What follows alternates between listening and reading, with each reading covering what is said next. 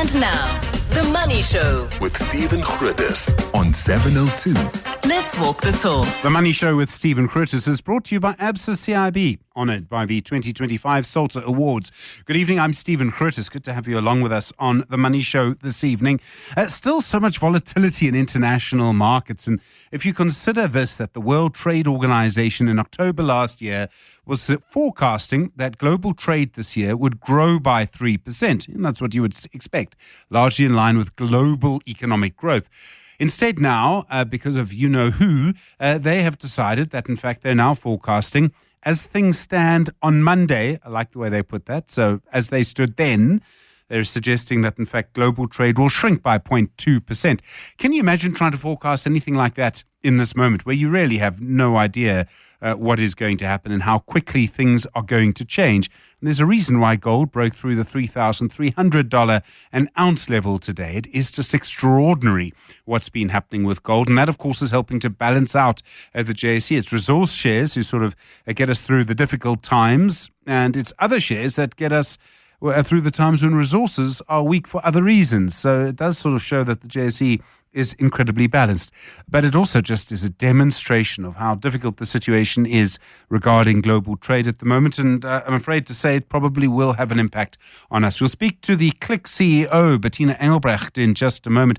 They've had a very good 6-month period, but still a warning from them that, in fact, things are likely to be constrained. The environment is likely to be constrained over the next 6 months.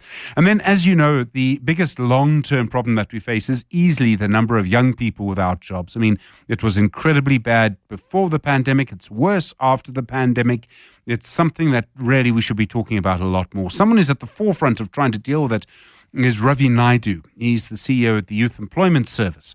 We'll be speaking to him from 7:30. It's a very interesting career at that kind of interface between sort of money, finance, and government. Quite difficult thing to do, I think, to be involved in all of that. We'll speak to him from 7:30. Looking forward to that. 011 883 0702 021 446 0567. And, of course, voice notes this evening on 0702 702 1702. 702. 702. Stephen is on The Money Show. 6 to 8 p.m. Well, the Clicks Group confirming today it's increased its interim dividend by 13%, but it is expecting a constrained trading environment in the next few months, mainly because of what could still be that VAT increase, also the difficult international trading environment. But Click's still planning on opening new stores, and it's managed to increase comparable store turnover by 5.4% over the 6-month period. Bettina Engelbrecht is the CEO of the Clicks Group. Bettina, good evening, and thanks so much for your time. In particular, you were able to increase your sales in the beauty and the health categories. How have you been competing there? What were you able to do to increase your sales in those categories over this period? Thank you very much. Well, in healthcare, what we did is we focused on understanding the consumer. I think we've got a pretty good idea, but we buckled down. And one of the things that we did was we work a lot on elevating the customer experience, making the shopping journey much more effective for the customer. And so we did a health elevation in 80 of our stores, a front shop health elevation. And in fact, that's proven to be so successful. We're going to roll that out to another 50 stores in the second half of this financial year. In beauty, it's the work that we've also done on elevating. We've put in place fragrance counters. We've put in place an elevated beauty experience. And what we've also done is we've moved skincare much, forward in terms of where the location is within the store. Those elevations have a phenomenal impact on turnover where we've done that. And so, obviously, we're learning from what we've done, improving it, and rolling it out. That's the recipe for retail. Would it be fair to say you're not just trying to make customers look beautiful, you're trying to make them feel beautiful, and that maybe is the difference? Absolutely, and that's really behind the evolution of our strapline from you pay less to feel good, pay less.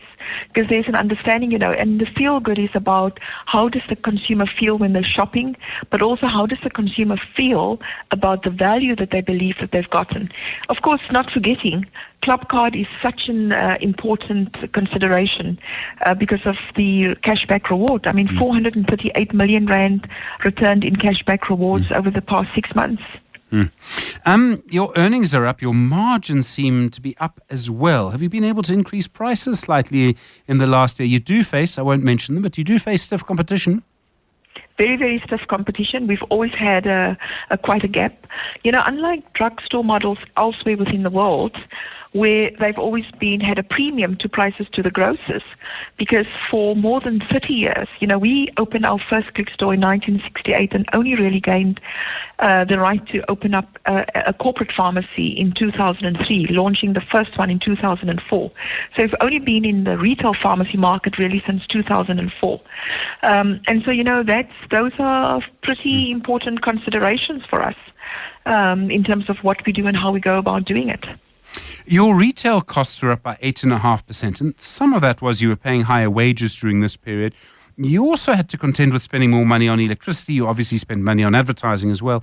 Are you finding it difficult to keep costs down in this environment? I mean, if electricity keeps going up by way more than inflation, for example, it must make it impossible to keep costs down. Well, what we've done in electricity, we always look at the things that we can control. So in electricity, the increase that we've shown is actually lower than the rate increase in electricity. And that is a consequence of a number of things that we've been doing over many, many years. So, you've got to try and look for the opportunities to control things that you can. I may just say to you, in January month, when we realized the economy was really a lot more constrained, we immediately pulled together teams and we said, look, guys, how do we extract greater efficiency? And the team's been working on it. I'm very encouraged by the early, tracking to the plan. And so, we've set the target always within our group. In fact, it's part of the balanced scorecard performance contracts that I have with my team, which is to say, you've top line growth, we need leverage in order for us to improve the bottom line result. That's what makes us such a valued share globally. We're one of the top 3 South African shares for global investors. We want to maintain that premium to our share price. So cost is an area that we're going to be focusing on. I called that out, and that's to ensure, in this constrained economic environment, that we control the things that we can control in order to ensure that we deliver an improved return through to the shareholders. I was also going to say earlier on that one of the ways in which we are able to improve our margin is because of private label. And when you think about private label, just missing the 5 billion rand value cutoff in these last 6 months, that's an important consideration because private label really provides us with the opportunity to meet the customer who wants to trade down at a price point that is acceptable and appropriate for the value of the product. Sure. I mean, just on electricity, I mean, if you own stores, it's easier to put solar panels and things, but I imagine many, perhaps most of your stores, are rented. So, I mean, that makes it a bit more difficult to control that. You keep talking about things you can control. That might be something that's quite hard to control. There are still things that we can do. So what we've done, for example, is we've put in monitors, first of all, to ensure that we're paying the fair share of what's due to us. But secondly as well, to ensure, that all of the lights and things get put off at the end of a trading day. And we've seen that has definitely resulted in some benefits through to us. So, it seems as if it's small little things, but this is the thing, when you've got 950 stores, every 0.5% that you are able to extract and become more efficient means that you can reinvest it in the growth of the business or return to the shareholder. You're expecting the environment going forward to still be constrained. And in fact, we heard last night on the Money Show that consumers do have a little bit more money in their pockets. I must say, it doesn't feel like that. I don't think it feels like that for anyone. The VAT increase, and I must say, I'm not convinced that it's going to happen, but maybe I'm in a minority. Something like that, will it have a big impact on a consumer company like yours? Well, we've got the previous VAT increase that we rely on in terms of, what happens to the consumer. We definitely saw the 1% increase sucked money out of the market. And given the constrained environment, the difficulties that everyone has had, every single company post-COVID, the high inflationary pressures that a lot of us absorbed on behalf of consumers, I think it would be quite difficult to expect companies to shoulder all of that and not pass all of that on of course, I think if you're a retailer, I mean, I just looked at our share price up, a perfect retail price, up R13.99 today. You've got to ultimately, after you've applied and done the work on the VAT increase, you then take a step back and say, well, does the price make sense from a consumer point of view? I'm probably in your camp. I'm not sure that the VAT increase will go ahead. However, we've got a plan for it, and we've got to make sure, that the team is ready, because we'll have very, very little time once the decision is made. It must cost you a huge amount in time and money for your teams, particularly time, when you don't know if it's going to happen. I mean, that must be frustrating. You've got 950 stores. You're aiming for 1,200, but you've got 950 now. There's a huge amount of work that needs to be done across your systems, and that's time and money you won't get back if the VAT increase doesn't happen. Absolutely, and it's not just that. It's all the central team, that are involved. We've now got to look at every single price point, but then it's all the ticketing within the store. It's all of the promotional material. So there's quite a bit of costs that go with it, and so we are hoping that a decision gets made one way or another. Uncertainty is never a good thing. Bettina Engelbrecht, thanks very much indeed. Really appreciate the time. CEO at the Clicks Group on The Money Show tonight. The Money Show on 702.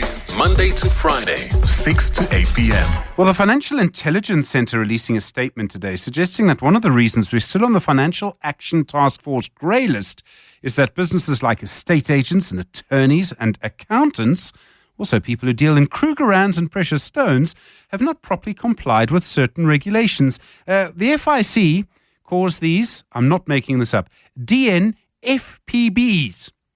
Would you like to know what it stands for? It sounds like a fighter jet, doesn't it? Non-financial business and professionals. And they seem to be one of the sticking points. Christopher Malan is the Executive Manager for Compliance and Prevention at the Financial Intelligence Centre. Christopher, good evening. I really appreciate the time. Thank you. How important is it for these groups to all comply with the law? What do many of them still actually need to do? Well, thank you so much, Stephen, and for the opportunity. Let me from the outset just allay the fears in broadly in the community, your listening community, that we've indeed made sufficient progress on this particular item, and as was explained by the Treasury in the February release, this is largely addressed. We obtained a largely addressed in September already. However, we have to sustain the progress we achieved, and we have to ensure that we continue to effectively supervise. So that's the context.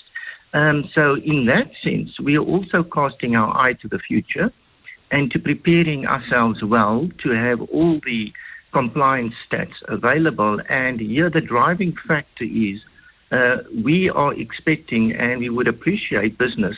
They've taken us so far. More needs to be done. And we are saying there needs to be some urgency because it seems to have tapered off a bit. They need to be doing a bit more to improve their submission rate. So there are several lawyers and estate agents that have yet to submit their RCRs that will enable us to analyze their risk profile. So that's the issue. It's not that this issue is not dealt with in a sense that we've passed the hurdle. We need to sustain it and improve upon what we have. Do you think that people don't know what they have to do? I mean, these are professional people. You would expect them to know. Yes, we've done a lot of soul searching to ensure that we find a reason to why there has to be a rational reason. We've looked at it. We've looked at it from the perspective of, is the form too complex? We don't believe it is. Yes, it is a long questionnaire, and one would say if you have to do e-filing and tax, it can be complicated if you don't have the information. And I think that's the issue, Stephen. We believe that this information, if our entities have in place what they should have in place, in other words, what is called a risk management and compliance program, and have done all the necessary assessments to enable them to prepare this plan, basically, that seeks to protect them from abuse from clients that want to launder money or to terror finance. They should have the information at hand to complete the questionnaire. Secondly, we make the questionnaire available upfront, and we've been communicating since day one. Here's the questionnaire. Have a look at it. do your homework, complete your answers in rough next to each question. So then when you sit down, you just sit down and complete the form based on already gathered information. But it appears that might still be a bridge too far for many businesses. Since we went on the grey list, and there's been quite a big effort by yourselves primarily, but many other actors too, to try and work hard to get us off it. It does seem we're going in the right direction, thank goodness. Are there still other issues that we need to comply with? Are we backsliding on any of the other requirements that we actually will need to meet to make sure we're off this list properly? Well, all due credit has to go to the National Treasury and DDG Mammonia for steering us as a collective. We have really worked well together, across government and all elements. We really have gelled. We basically understood and do understand the exam book now. But, we talk about this as an exam. We really understand the questions, and we believe we've done exceptionally well to be where we are at. And all things going well, we are confident we will get off the grey list soonest. So coming back to the issue about what does it mean, yes, obviously we need to put in place a structure and a way in our world as supervisors, a methodology of doing and relating to business. And obviously we can only be successful if they themselves understand their risk, understand that how they're being abused, understand that when they do come across areas where they suspect abuse, please report it to the FIC. We depend largely on reporting. And I think that if you want to ask me, is there an area we can improve upon? Yes, definitely in the longer run. And in fact, also on the short term now, we can improve upon our detection capabilities within each and every business where they suspect something and they have, it just doesn't feel right. Please report it to us. And that's an area we would like to encourage everybody to do a bit better. Christopher Malan, thank you very much indeed. Executive Manager for Compliance and Prevention at the Financial Intelligence Centre. The markets. Chris Stewart's Portfolio Manager at 91. Chris, good evening. You would have heard the conversation with the Clicks CEO. Certainly, I think she's allowed to say it's a quality share on the JSE. Yeah, good evening, Stephen. Clicks once again showing its defensive characteristics, managing to, despite a pretty tough environment from an inflationary point of view, only 3% inflation, 2% like-for-like volumes, that gets your, same-store turnover up mid-single digits. They've managed to grow capacity as they continue a store rollout. That got their sales up to the sort of mid to high single-digit range. A little bit of gross margin improvement through effectively in the retail channel in particular, selling a little bit more of their private label stuff that's got a little bit more margin in it, and then managing their other costs such that there was a modest improvement in trading margin across the business. You put all that together and you're getting somewhere close to a mid-teen EPS growth rate at the interim stage, and similarly guiding for 11 to 16% EPS growth for the year. That sort of leaves consensus expectations slap bang in the middle of that guidance range. And, in an environment where I think the expectation is that retail's really going to struggle. Clicks doing quite well on the day. Clicks doing quite well so far this year relative to other, perhaps somewhat less defensive retailers. And, showing that the multiple that you have to pay to buy Clicks in the long term may well still be worth it. PSG, some numbers from them out today, although the market didn't really like it. Yeah, I mean, listen, the results were good.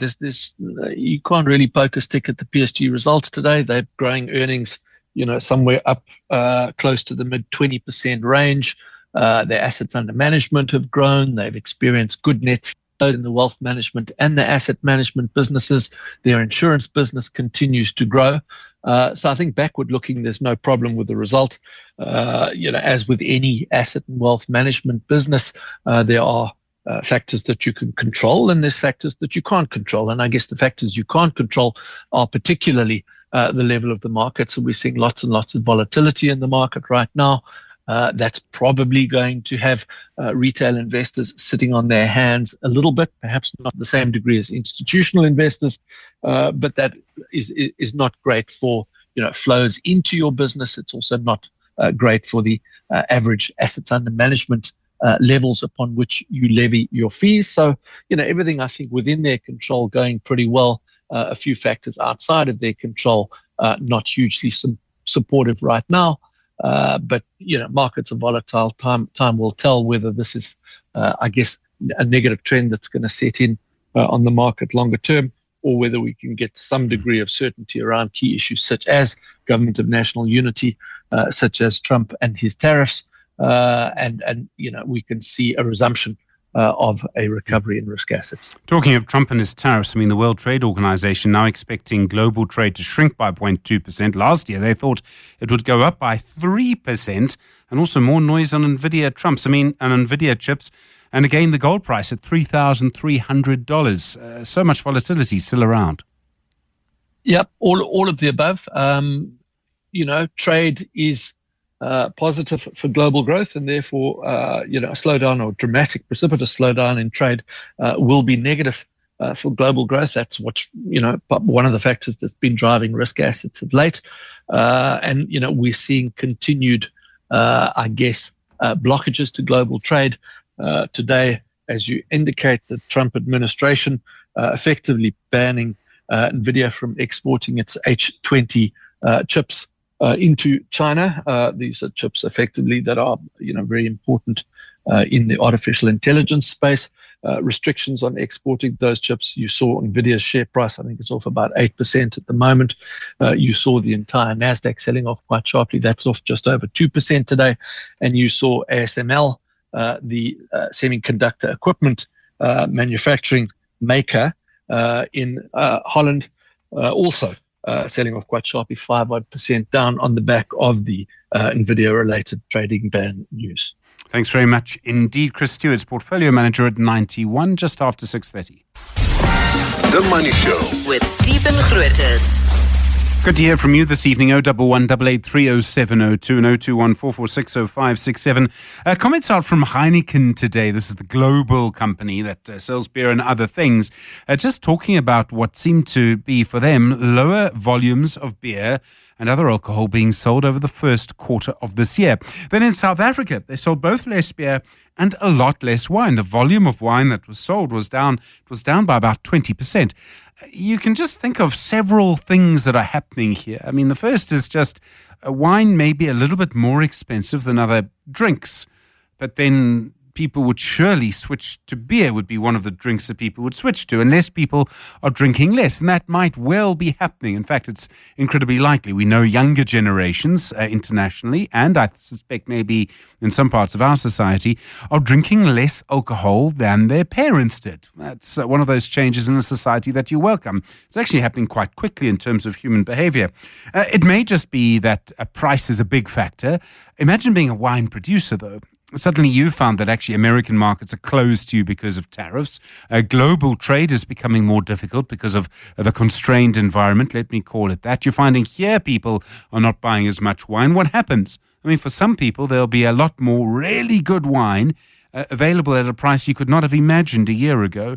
But really, for the producers, it's a very, very difficult situation. And I can't help but wonder if some parts of the alcohol industry generally are about to face some kind of serious disruption. Yes, there will be zero alcohol beers in the future, for example, and there are plenty of them, and they're selling quite well, and they're becoming more and more sort of socially seen, if I can put it like that. But over time, I can't help but wonder if this industry is about to undergo some kind of fundamental change. The Money Show on 702. Monday to Friday, 6 to 8 p.m. Well, a report in Business Live this week that importers and exporters who have to apply for permits from the International Trade Administration Commission might actually have to pay a fee for the application. Itac manages import and export control in South Africa, conducts tariffs investigations as well. The Chief Commissioner of the International Trade Administration Commission is Ayabonga Cawe. Chief Commissioner, good evening. Good to talk to you again. What are you going to be changing? Good evening to you, Stephen, and good evening to your listeners. Always a pleasure chatting to you. And I must say I was a bit taken aback because I would imagine this is a bit of old news. And maybe let me explain why I say that, Stephen. We had issued regulations towards the end of June last year. and similarly had indicated to Parliament in August of 2024 our intention to start to charge fees in line with Section 24(1)(b) of the International Trade Administration Act of 2002. Itac for the last, I would imagine, I think now for the last century, with all of its predecessor institutions, has issued, as you said in your introduction, permits and licenses for importation or the export of certain prohibited or restricted goods, or goods that are under some form of control and permitting. And that has been done free. So too have we issued rebate permits. So those are rebates on tariffs or customs duties or import taxes, and many other daily administrative authorizations that we would issue. And all of these were effectively underwritten and subsidized by the taxpayer. And I think what is changing here, Stephen, is our macro-fiscal environment. If one looks at the kind of baseline allocations to the Commission, alongside the growing set of functional tasks and kind of authority over authorizations that we are getting not only from the DTIC but other government departments, that certainly has not moved in tandem with our allocations every single year. And arising from that, we have decided, and even some of my predecessors decided as recently as 2019, to explore this possibility that is made provision for in our establishing act to, I guess, get resources by parliamentary appropriation, but also consider, in line with Section 24, any other fees. Okay. I understand that you must be frustrated that you're not getting as much money as you should from the fiscus. Your allocation is not great. But over the last, let's call it 100 years, so South Africa is a nation state from 1910 in the colonial era. Yeah. For the last 100 years, your institution and the ones before it, instead of charging people for applying for documents and for the necessary permissions, they decided to put that burden on the taxpayer. Now, that would have had a certain economic impact. What changes in terms of the calculus that has now someone somewhere or a group of people, I presume it was a group of people, have decided that in fact it is better for the economy to actually now charge the people who are doing the applying? Why would there be a change now? Well, I think two things are of interest, Stephen, in answering your question. I think the first one is that the fees we are talking about here pale in comparison by the extent of the fees to what firms are already paying to consultants in order to be able to apply for these authorizations, some of which, by the way, are quite straightforward, where we're asking people for kind of the typical information less than what you probably disclose to your bank or to any other entity. But part of the challenge that we have, Stephen, is that with the macro-fiscal environment, we have not had the allocations catching up with not only the personnel costs, which is our main operational expenditure item. And similarly, you've also had a situation where some of these authorizations, precisely because they are free, are effectively taken, or I would say applied for, but in many instances never utilized. And so there are those two elements to it that are not saying we are going to charge here to the extent that this will get you out of kilter with even your own operational and capital expenditure priorities. Far from it. But what we are observing effectively is that if we do not go this route, you are likely to get to a situation where this legally enshrined function that the Commission undertakes might come into some difficulties. And I think our task is to explore whatever legislative possibilities. I can't speak for my predecessors as to why they would not have done it, but it stands to reason to us, if we consider the macro-fiscal environment, that we are left with very few options. Maybe the last point I want to make, Stephen, is that there are many other institutions who issue similar authorizations. Let me give you an example. Many of the agricultural quotas for exporters to access the European market duty-free are issued by the Department of Agriculture. The Department of Agriculture has been charging for those authorizations. And what you are charging for is not the authorization, but it is fundamentally the administrative process and to what extent you share that charge for the warm body and the function with the taxpayer. Okay, so I understand that. What I'm looking for, has anyone done any I mean, there must be a way to do this. Has anyone done any study which could look at which is better? We want to promote trade. And we, as a country, as a government, have taken the decision to spend quite a lot of money on promoting trade. We do it all the time. I mean, that's what Tourism South Africa does. So has anyone actually sat down and thought, which is better to grow our economy? To either just get some more money, I mean, you need more money, I'm not arguing with you about that, from the finance minister, so there would be a trade-off somewhere else, or to get people who want to trade and therefore grow our economy actually pay for it. Has anyone been able to do that? No, I think, Stephen, you are taking us towards a cul-de-sac. Let me explain why. Because there would be many studies that look into all manner of frictional barriers to trade, what you would call non-tariff barriers, which include anything from a import license to a homologation certificate you would get from the compulsory specifications, or even a lab test from the South African Bureau of Standards.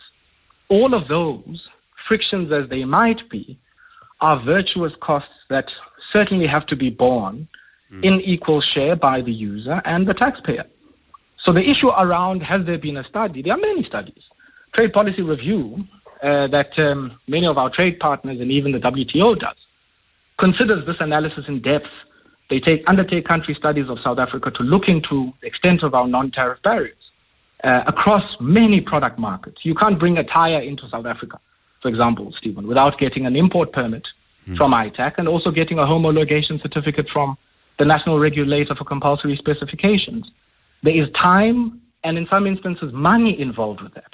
But if you didn't have that regulation, there are all manner of moral hazards and potential behavioral responses that might not necessarily be in the public interest. And I think that that's the issue here, rather than the extent of kind of a payment in line with the cost administratively or otherwise of issuing an authorization.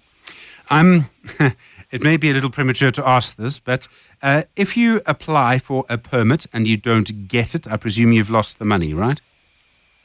Well, so let's not preempt the public discussion. So we issued regulations in June last year. In the next few weeks, we will be issuing draft guidelines for the public to comment on. Those guidelines will put forward propositionally a few things. One, how much will these authorizations cost?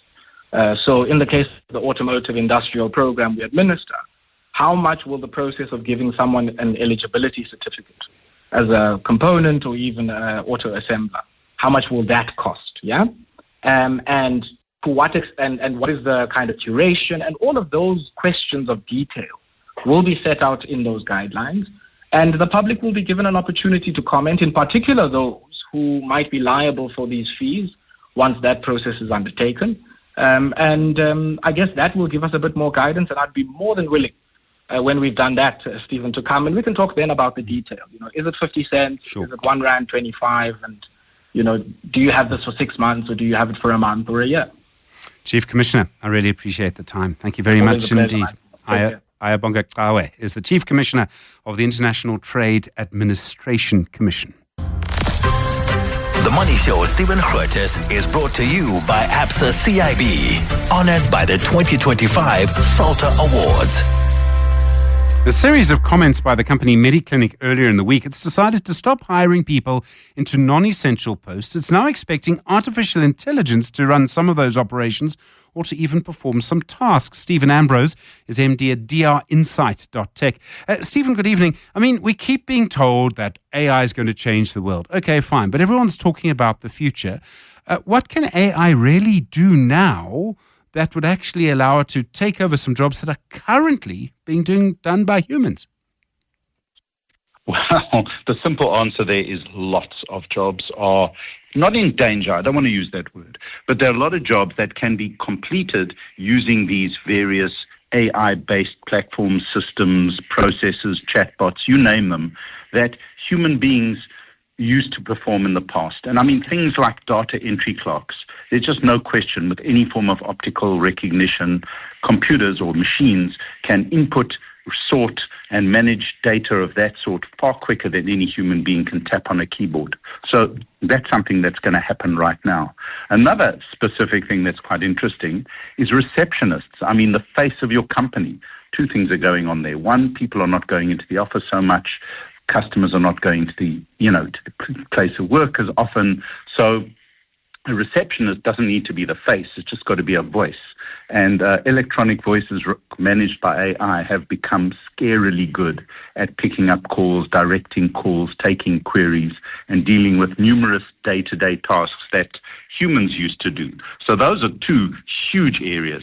Another one is a standard sort of customer service representative type person who used to pick up the phone, you had a problem, you want to know where to go, what to do, how to direct your stuff. That can also be done by AI and Zendesk and Salesforce bots that are out there. So that is happening right now. So that is definitely starting to have an impact. So generally, any low complexity customer service role is not in danger, but again, sorry, that word pops up, but is definitely a place where AI-driven platforms make a huge difference. I presume this is going to move quite quickly. I mean, this is the sort of one of those moments where you start to see a real change. Well, yes, because scarily, 2 and a bit years ago, there was no AI at this level. Right now, they're on the 4th, 5th generation of those AIs, and they're creating pictures from words. They're creating songs from words. They're giving you the most incredible amount of information. One of the most interesting facts is that a ton of people are not using Google to search for anything anymore.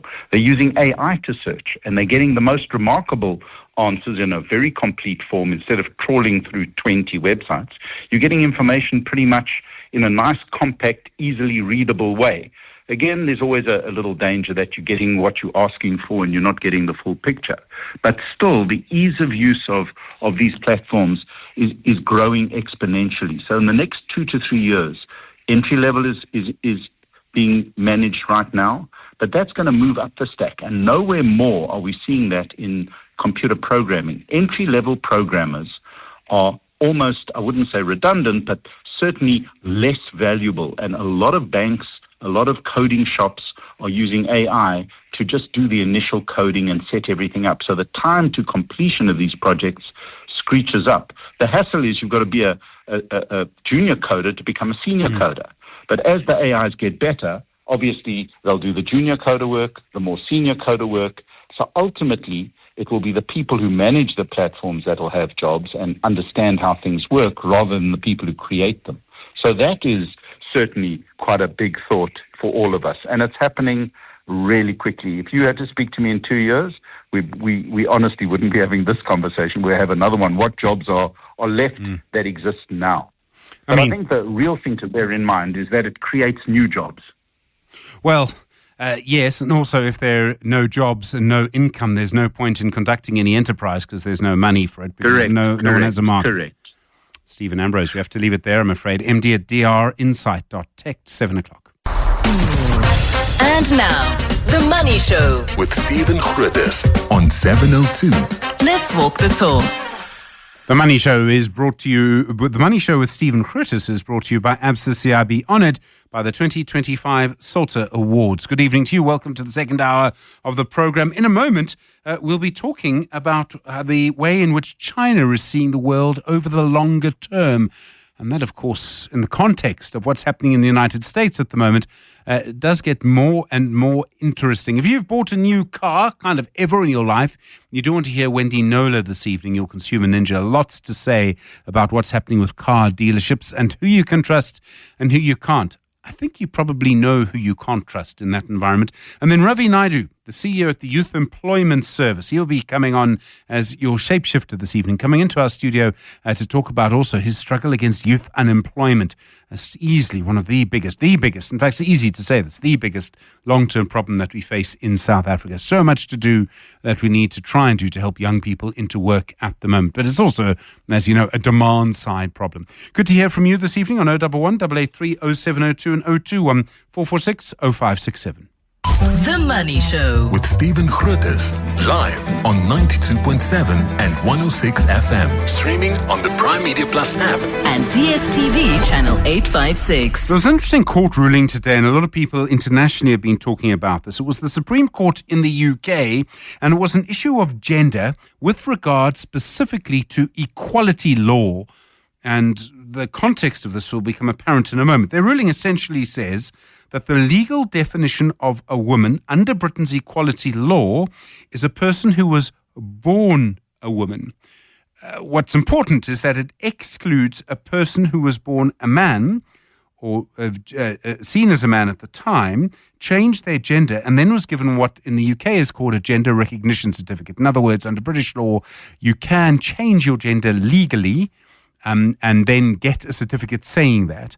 But you would then, if you changed from a man to a woman, not be eligible to be described and defined legally as a woman. And here's the context, under the equality law. You may ask, why do I bring this up? Well, if you consider that our laws about redress and BEE and gender are also very interesting and I think about to undergo a much bigger debate in our society, it would not surprise me if this kind of case or something similar to it comes up in front of our judges at some point. And I think it could be very interesting. And I wonder if this case in the UK and our Constitutional Court does look at international precedents. They do quote judgments from Canada or Germany from time to time. It may be, not a binding precedent, obviously, but it may just be a factor in a case like that. Very interesting to see how that actually develops. The Money Show.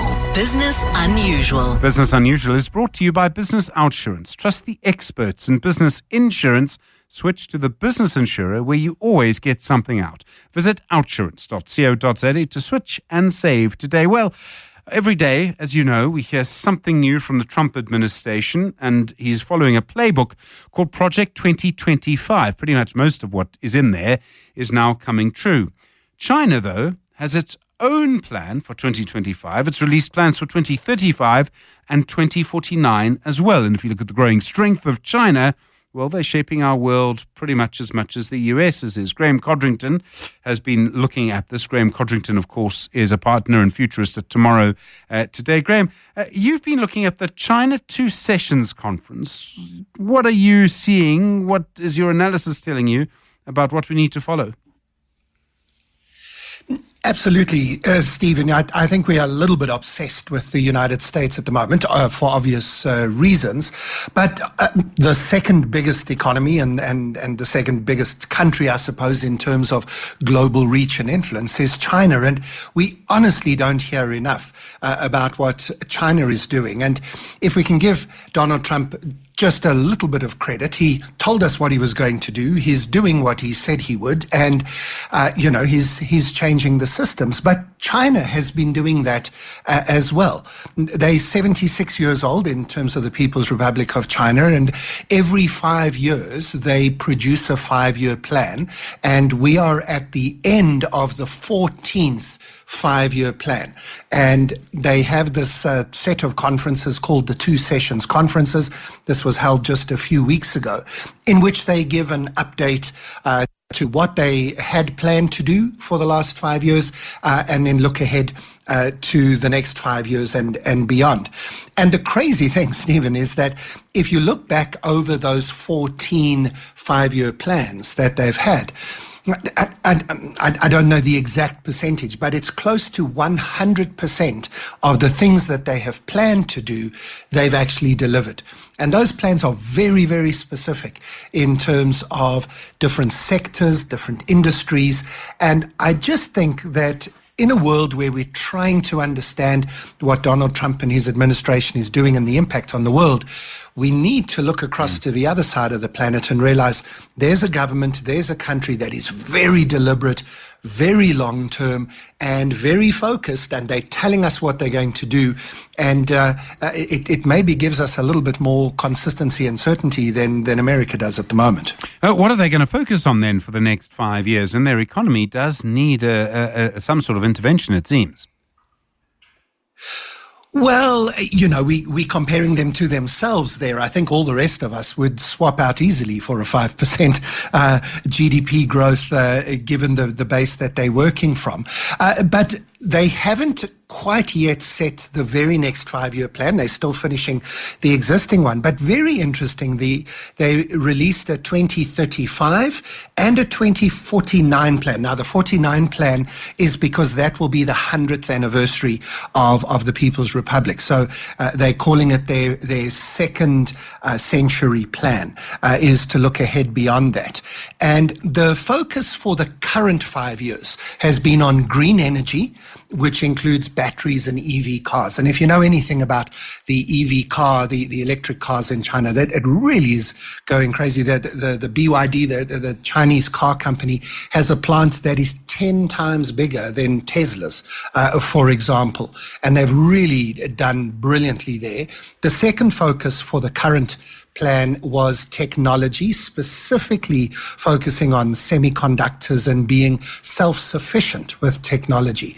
And I think, interestingly, this is something that at the moment America thinks China depends on America for all sorts of things.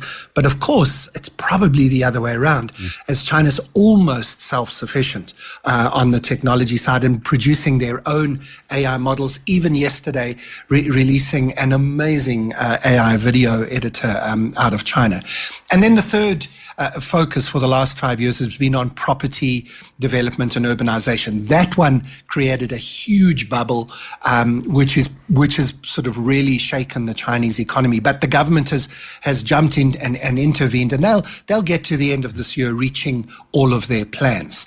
When they look ahead to the next 5 years, what they want is a self-sufficient domestic market. They want to focus on mental well-being, and especially the support of families and children. They want to focus on scientific advances, especially in generative AI. And maybe the one that makes me just a little bit nervous is the fourth item on their next 5 years is a world-class military. They obviously have a big military, but they haven't really expanded globally, and it looks like they might want to start expanding a little bit. So, I think if we look at things from building their domestic market to mental well-being to AI, it gives us an idea of where the Chinese government is going to focus their investment. And I think certainly from a South African perspective, if the USA is not quite looking as attractive as it used to, China might be looking slightly more attractive if we open our eyes to it. Graham Codrington, thank you so much. Futurist and partner at Tomorrow Today. The Money Show. Consumer Ninja. Well, I don't know when you last bought a new car, but there's something about buying a car that is incredibly important for you, for a family. It's also financially so important. So if something goes wrong, it has huge consequences. You also would like to think that if you go into an elite dealership, a very posh car brand, that things are going to be fine. Wendy Nola has a story for you today, our consumer ninja, that shows actually you need to be quite careful. Wendy, good evening. Firstly, just before we go any further, if you're buying a car, there's certain things you need to check, right? Even if it's supposed to be a pretty new car.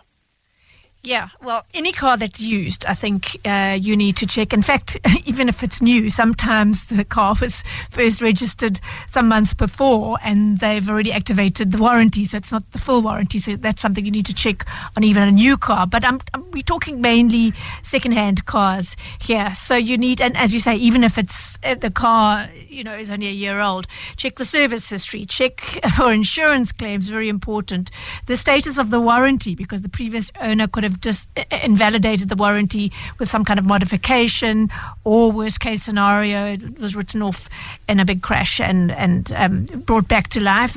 And you need to authenticate the mileage as well. We'll get to it later. People who are very clued up in the car industry can do this themselves, but for most people it would mean paying one of several companies that do this. It's really a few $100 considering the value of the car. It's really a wise investment. Okay, so you have a case study, and it's a person who actually had quite a difficult experience with really quite a nice car. Exactly. So the story starts in June of 2022. A woman that I will call Linda, she bought a 2020 Land Rover Defender. So it was 2 years old at the time. It had 28,000 kilometers on the clock only, and she bought it from Jaguar Land Rover Nelspruit.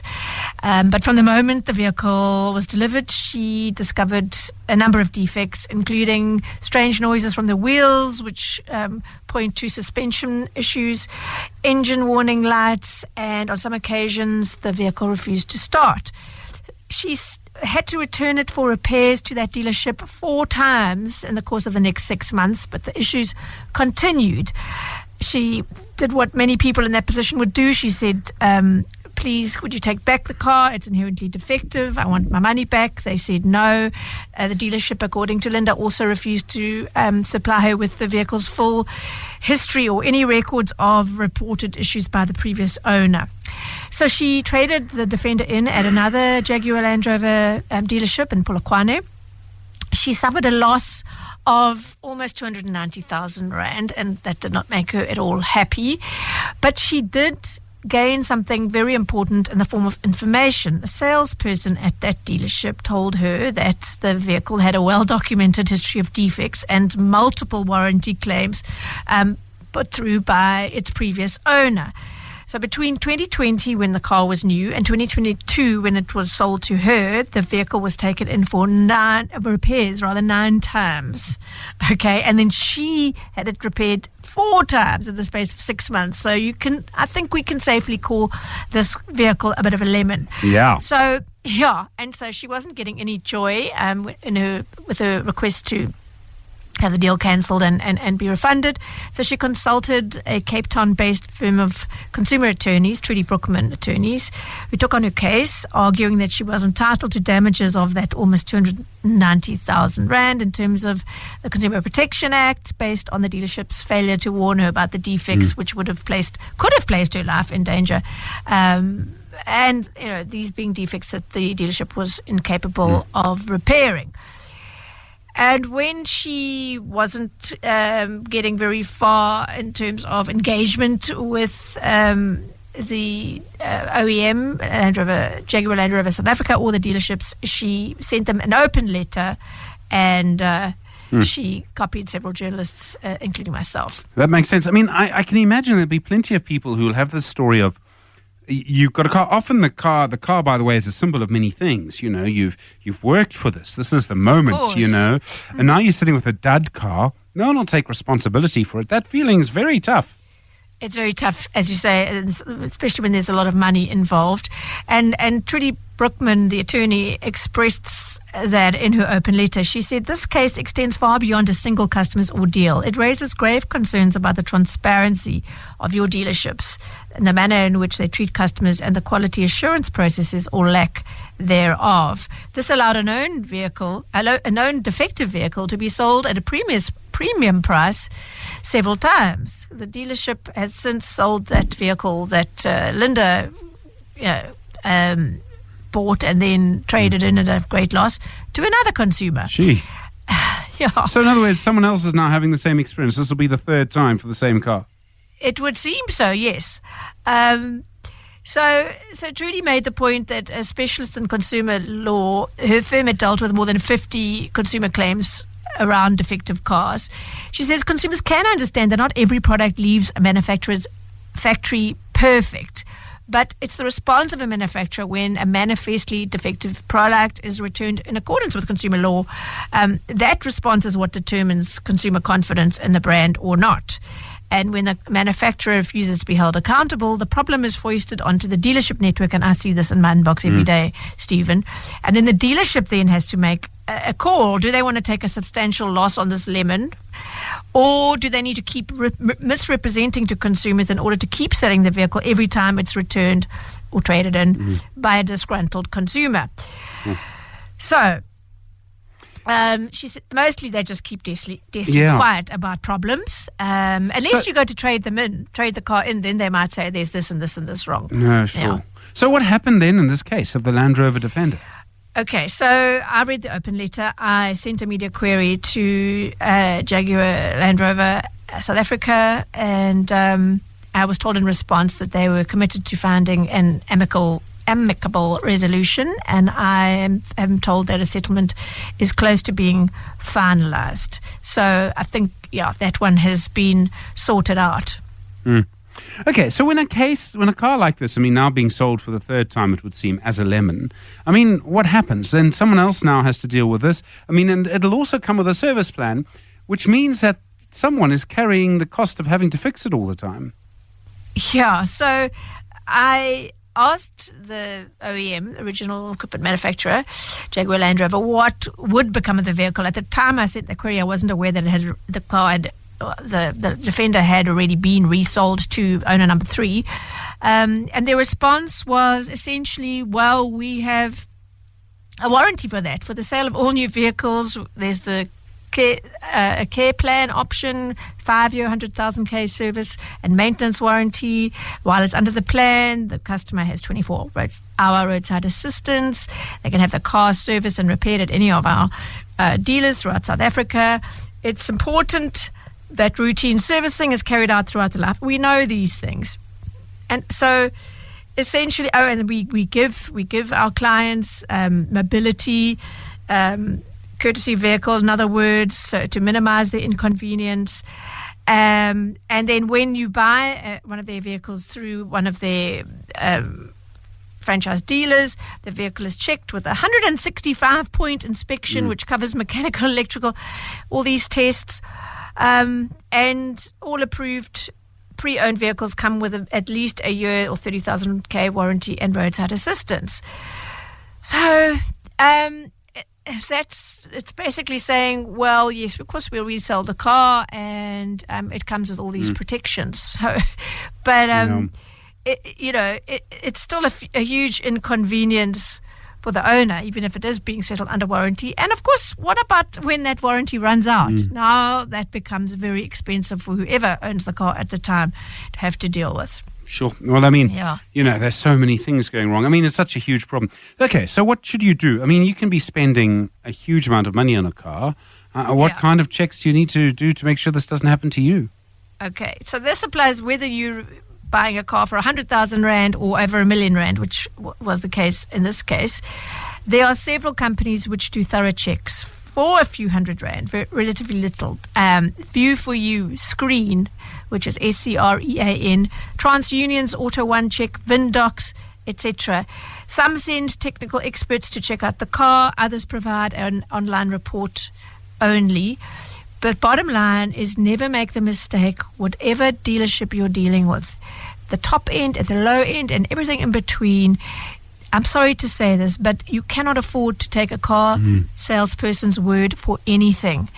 Has this car been in an accident? No. Or just a fender bender? Check it out. It doesn't matter how good the car looks, how clean it looks. Please, please, please pay for that check so that you're going into a deal with your eyes wide open, or you find out things that have you walking away instead. Wendy Nola, thank you very much indeed. It's always about car salespeople. You've got to be so careful with something that's so expensive and costs you so much money. Wendy Nola, of course, you Consumer Ninja on The Money Show tonight. The Money Show. Shapeshifters. Well, as you know, probably the biggest long-term problem that we have as a country to resolve is youth unemployment. The number of young people who have no jobs, and worse, who don't really have a realistic hope at this stage of getting a job in the formal economy. Well, someone who's spending a lot of his time trying to tackle that, and someone who's been very intimately involved in that sort of fascinating intersection around finance and government for a long time, is Ravi Naidu. He's the CEO at the Youth Employment Service. He's also a commissioner at the National Planning Commission. He's agreed to speak to you this evening. Ravi, we've spoken many times in a short format. Nice to talk to you for half an hour. Thanks so much for giving us the time, and good evening. Yeah, thanks very much, Stephen, and thanks for inviting me for half an hour. No, sure. Looking through your career, a lot of it's in the sort of government and economic space. It's quite technical. Right. Government and governance, by their natures, can be quite difficult. It's clearly a space you find very interesting. I do. I find it interesting, and sometimes in the way the Chinese mean it. Yes. But I think also it's very important that, the public sector works because so much of transformation and social change requires the government to play a leading role. And, of course, it doesn't always do that for various reasons. But I do think, and that's, I've given it a number of years of my life to move programs there, yeah. So I have had experience now, I think, at different levels in the public sector. But, I've also spent a number of years with the trade union movement and with the private sector. So, I can compare notes. No, sure. I mean, you spent quite a lot of time at NEDLAC, and this was a long time ago now, Ravi. This was 1994. It must have been quite an exciting time to be part of something like that. Yes, so it was actually called Naledi. Sorry, NEDLAC was the negotiating body, and Naledi was also very exciting. It was the think tank for the trade unions.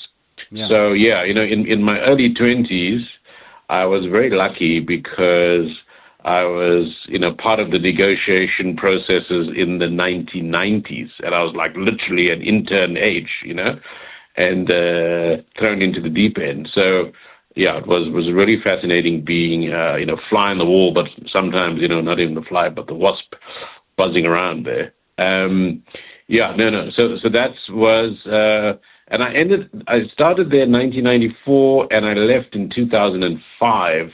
So I started as probably the youngest staff member. And when I left, I was the director.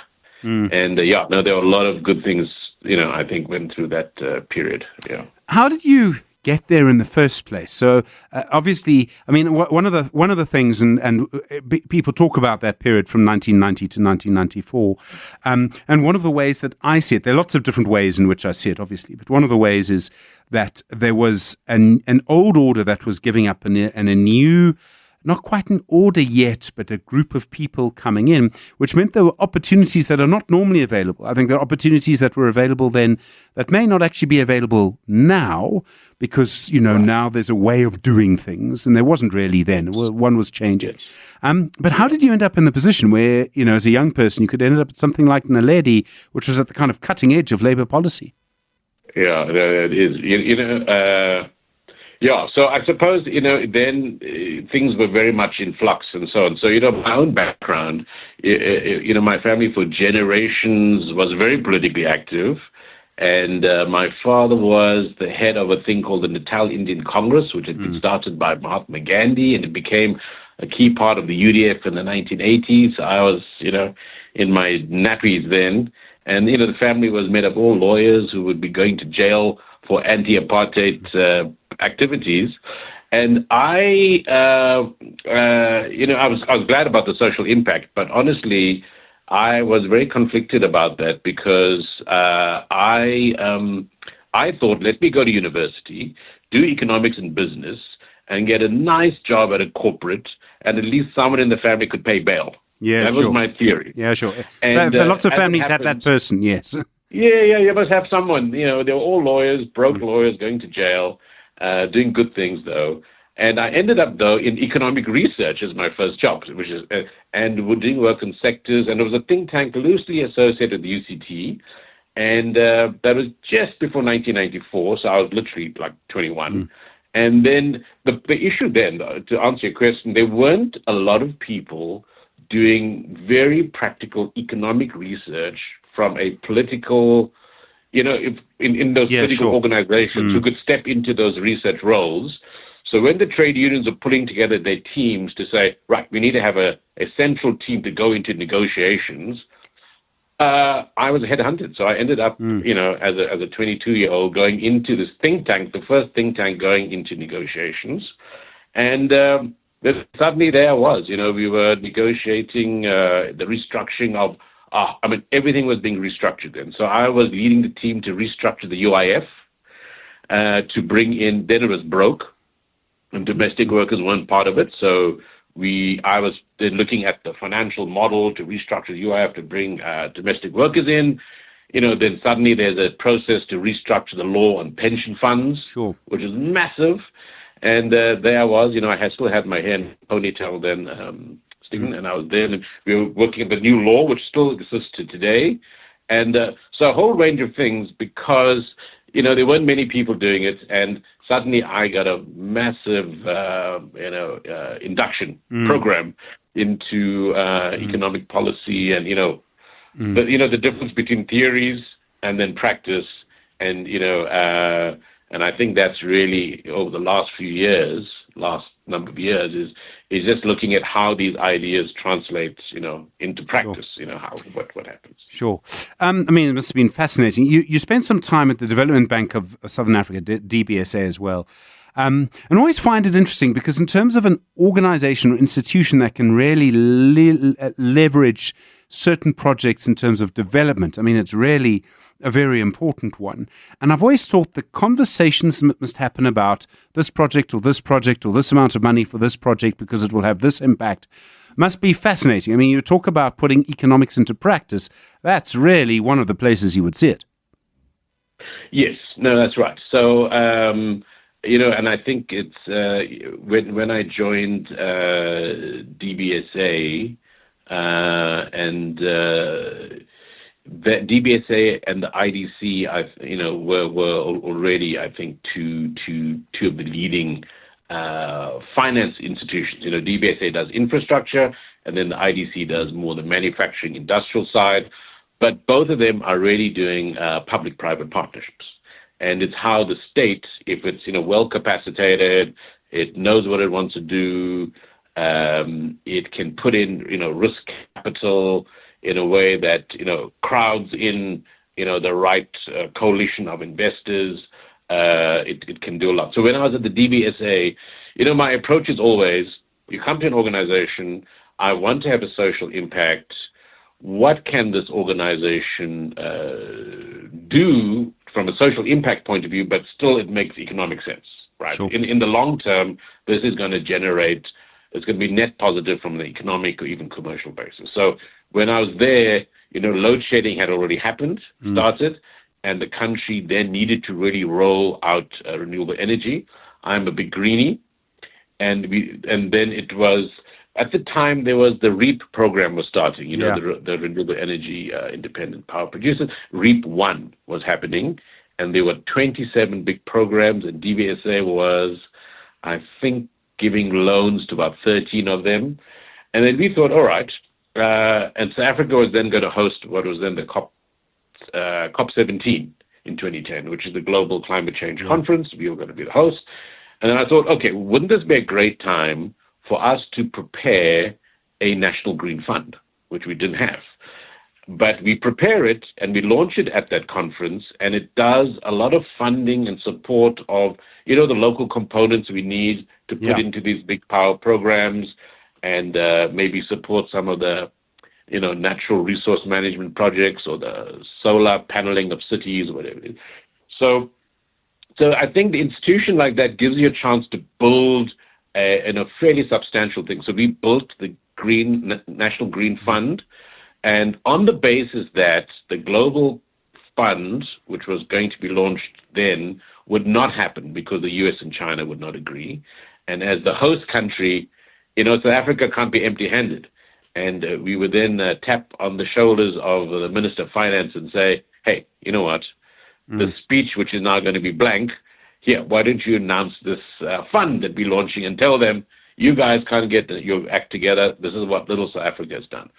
So, you got to also spot the opportunity, I think. Sure. And then that's when South Africa then announced that green fund, and it's gone on for a while. There was a very interesting time. You made an interesting comment there. If the state knows what it wants to do. And there was a period during load shedding when I wasn't always sure the state knew what it wanted to do. And there was a sort of emergency procurement program under Minister Gwede Mantashe that frankly went nowhere. Famously, the accusation against him was, I'm sure he'll dispute this, that, during a lot of his time, not one sort of, electron was added, no capacity was added. Hasn't that always been a bit of a problem for South Africa? It certainly felt like it then. We didn't know what we wanted to do. Yeah, no, I think that has been a challenge. I think partly South Africa has different lobbies fighting for coal or gas. And, whereas from a just pure renewables point of view, South Africa is very well endowed and well able to advance on that. And I think, with Minister Ramaphosa they've really made breakthroughs. Because I think here's a minister who knows what he wants to do, is technically competent enough to supervise the process or know when someone's pulling the wool over his eyes, and generally can build a trust relationship with, key parts of the industry. And I think that's the formula. So if you look at what, Minister Ramaphosa has done in the time that he's come in, I think that is a lesson for the country. And in fact, that formula, if we roll it out more across the whole country, will make progress. Just get, ministers are committed to the change, have enough technical competence to oversee what they're doing, and pull in partnerships, you can make a lot of progress. It sounds almost, Ravi, that, Jose Ramaphosa might be a good candidate for president one day. I'm not going to say anything on that, but he dances very well. I will say that. Oh, well, I have seen the video. We're speaking to Ravi Naidu, the CEO at the Youth Employment Service. He's also a commissioner on the National Planning Commission. He's with us through until 8 o'clock.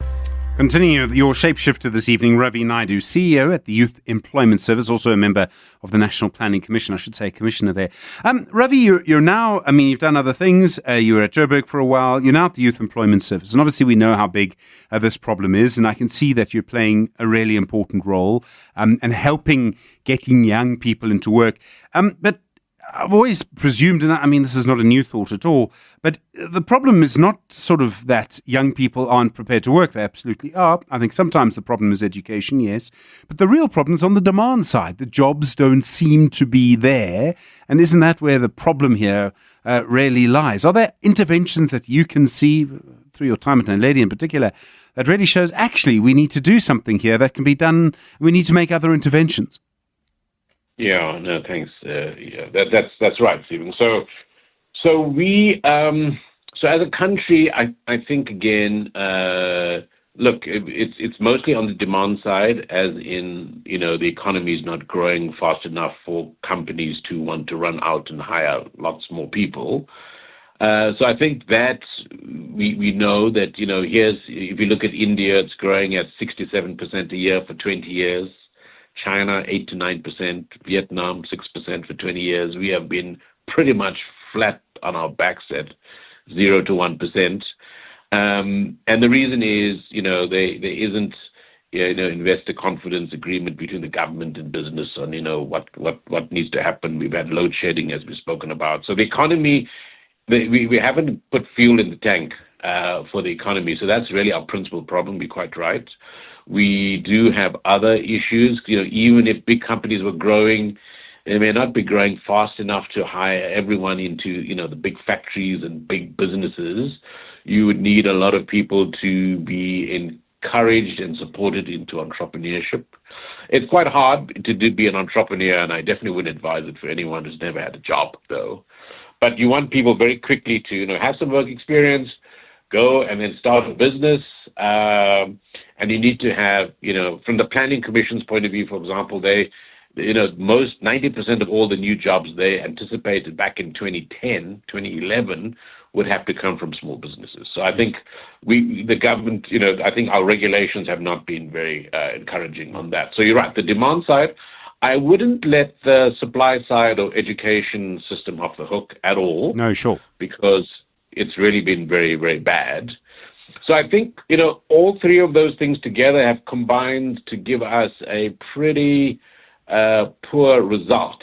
And what you have is programs like YES, are not on their own supposed to be the answer. But if 30 to 40,000 really bright people come through the system every year and end up in, jobs or businesses, they are the ones who will be, starting businesses that employ people or going into companies that will help that company grow. Or maybe, even becoming senior decision makers in the public sector that, would see things in a different way. So it's a contribution from the private sector, but yes, the real problem is, as they say, what is it? It's the economy is stupid. No, sure. And I think so. I do think that is our challenge, and it is not that hard, I suppose, conceptually, to see what needs to be done. It's just the doing of it that seems to be our problem. Let me express a disappointment, and then you can make a comment or choose not to. But one of my disappointments is that the Minister of Small Business Development does not, as far as I can see, act in any public way as a cheerleader for small business. Right. It's a bit hard for me to answer that, not because I'm scared to answer it, but I haven't really tracked her comments on that very intensely. But I would say this, that you actually do need ministers to be cheerleaders as well. So I think that part is true. I would say, though, that there is definitely business groups that are working closely with the government. And I suppose the concern is it's mostly at the instance of the president, right? So the president has, and his Operation Vulindlela team, which is very smart people. I mean, I'm not only saying that because Rudy Dix, who's the head of it, took my place at Naledi after I left. So I'm duty bound to say the good things about him, but he's very smart. But what they've done is they have set up these working groups with business on electricity and energy, on transport and logistics, which are the two big things dragging us down, as well as crime. I mean, you can't really get tourists in fully without dealing with the crime. So those three things, and they've got a fourth one to look at easing, I suppose, restrictions on employment, trying to find ways to boost that. So they are putting in place problem-solving committees. What you want, though, is it must go right beyond the president's office, and you want ministers to be owning it. I mean, I do know that the small business minister is part of the team of, I think, 3 or 4 ministers that is engaging with business. So maybe that's work in progress. So I think the more government can accept that, it's there to do rules and regulations, cheerleading, unlocking wherever necessary, but it's not for the public sector, which lacks capacity, to drive the programs. Back in the 1994s and onwards, the first few years, there was a view that government would lead change with this reconstruction and development programs and developmental state. If you were going to do that, you would have to have built up the state to do it. So it's not that if I say it's not possible, that I'm against it conceptually. It's just that you have to do the homework if you're going to pass the exam. And the government has not, the state has become less capacitated than it was, which means right now where we stand, why the president is promoting public-private partnerships is because that is the only show in town that can help him implement these concepts that we might all be able to agree on. And I think, it is an ideological, I suppose, tug of war within the ANC and the government. Yeah. Some people still holding on to the policies and theories from the 1990s, even though the institutional reality is not there. And I think others, like the president, have come to the conclusion maybe there's another way to achieve the same thing. And that's where they are. So you'll occasionally find a minister who's not supportive of, public-private partnerships, but you'll see in their language they are really echoing things which are, more like historical debates rather than practical realities now. So I think the more the president can get his team on board, the better. And also, of course, business has to show that when they say they're going to do something, the track record is also good. Ravi Naidu, thank you. I really appreciate your time tonight on The Money Show. Ravi Naidu, your shapeshifter this evening, CEO at the Youth Employment Service.